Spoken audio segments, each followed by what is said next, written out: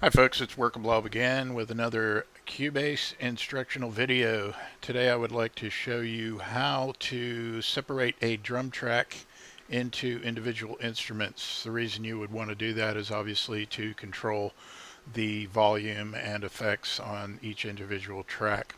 So let's get started. I'm using Cubase 8.5 Pro. And my drum VST is XLN Audio Addictive Drums 2. So if you're using something other than that, your mileage may vary. So let's get started. We're going to go and add the drum track by going to Devices, VST Instruments. Let's try that again. Okay, and we're going to click Add Track. And I will select the Addictive Drum VST, add, and we wait for the donut to get tired. Alright, there we go. I'll move this over here just a bit. And if any of you are familiar with XLN Audio Addictive Drums, you'll know basically what I'm doing here. I'm going to go to Beats to select a drum pattern. Now I've got one I like down here around the O area. That guy.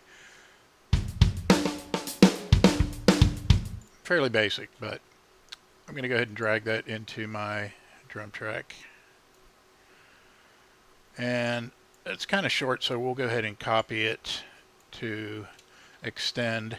So what I've done is highlighted the little tidbit I have there, press Control C, use the right arrow to move over, and press Control V, lather, rinse, and repeat.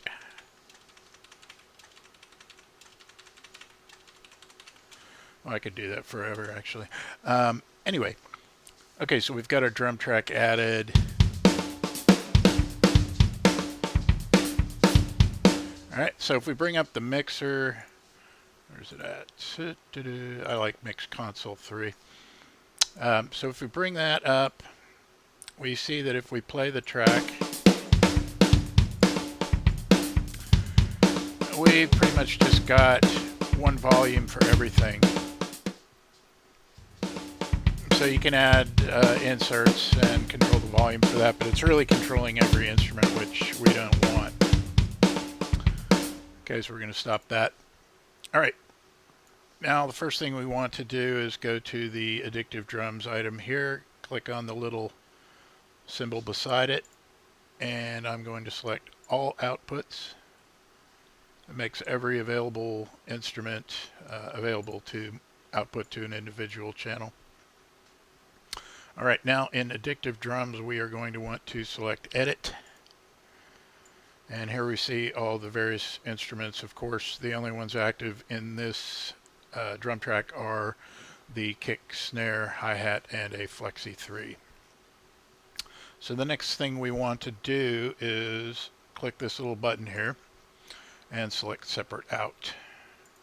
And I'm going to repeat that for each of the active tracks, or instruments I should say. Alright, so now we've got all that done, but how do we actually see the individual instruments in the track? Well, what you want to do is right click on the track and select Show Automation. Now we've got individual channels for each instrument, and you can mute them and single them or solo.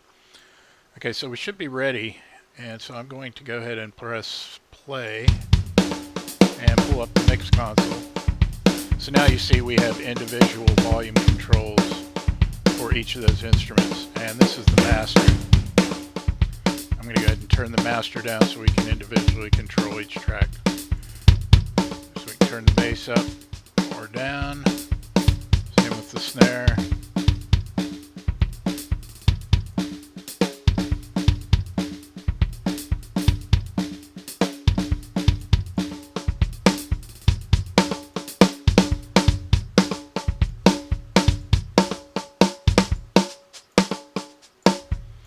So pretty cool, right?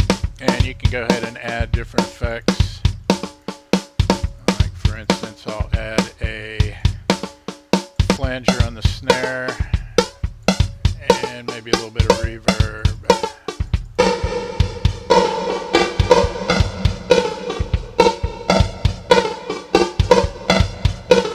So pretty cool.